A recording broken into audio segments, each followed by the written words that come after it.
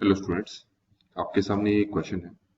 इसमें लिखा है two particles are projected from the same point with the same speed u such that they have same range.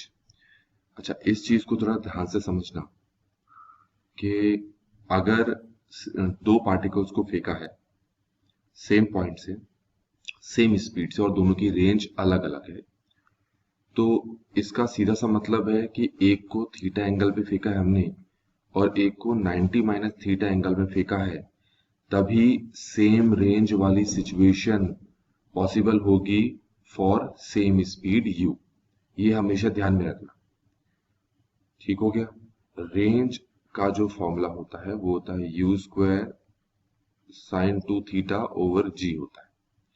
अब अगर यहाँ पर ऑप्शन पे जाएं तो ऑप्शन पे चारों के चारों ऑप्शन पे स्टार्टिंग में क्या कर रखा है, r स्क्वायर कर रखा है। ठीक हो गया। तो हम भी क्या करेंगे, हम दोनों ही रेंज को निकाल लेते हैं।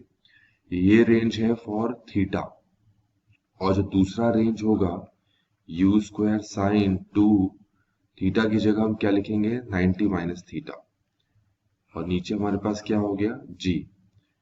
अब इसको भी सॉल्व करेंगे तो ये भी वही आएगा सेम, है ना, साइन 2 थीटा ओवर g। तो जो दो पार्टिकल्स को फेंका विद द सेम स्पीड, लेकिन क्वेश्चन में ये नहीं कहा है डिफरेंट एंगल्स, ये आपको पता होना चाहिए कि डिफरेंट एंगल्स ही। अब इन दोनों को मल्टीप्लाई करेंगे तो ये r स्क्वायर आएगा और r स्क्वायर हमारे पास हो गया equal u square sine 2 theta over g का होल स्क्वायर। अब यहाँ पर हमने पॉसिबिलिटीज चेक करनी है, तो हम सिर्फ यहाँ पर देखें, सब में h1 h2 है, सब में h1 h2 है। तो आप ये देखिए, मैंने डायग्राम बनाकर दे रखा है। सपोज ये है हमारे पास h1, तो जो मैक्सिमम हाइट अटेंड होता है ना, उसका फॉर्मूला होता है u square sine square theta over 2g। तो फॉर थीटा एंगल जो पहला प्रोजेक्टाइल है उसकी जो मैक्सिमम हाइट अटेंड है ये आ गया हमारे पास। तो h2 हमारे पास क्या होगा, देखो ये है h2 और आपको पता है कि जो दूसरा पार्टिकल थ्रो किया था पहले वाले के लिए तो एंगल थीटा था, दूसरे वाले के लिए एंगल कितना था, 90 माइनस थीटा।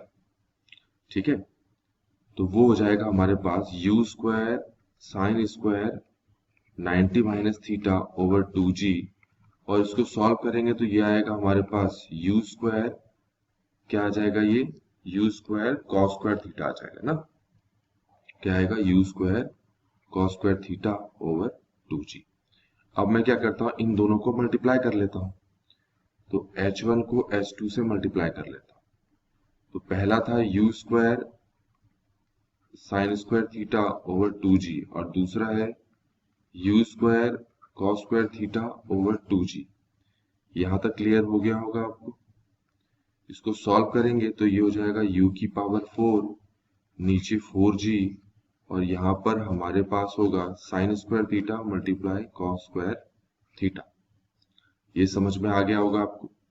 अब मैं क्या करता हूँ, 4 से डिवाइड कर लेता हूँ और 4 से मल्टीप्लाई कर लेता हूँ। 4 से ही क्यों किया, क्योंकि देखो हमें पता है 2 साइन थीटा कॉस थीटा जो होता है वो साइन 2 थीटा होता है, और अगर यहाँ पर इन तीनों के साथ स्क्वायर है तो फिर ये हो जाएगा साइन स्क्वायर 2 थीटा।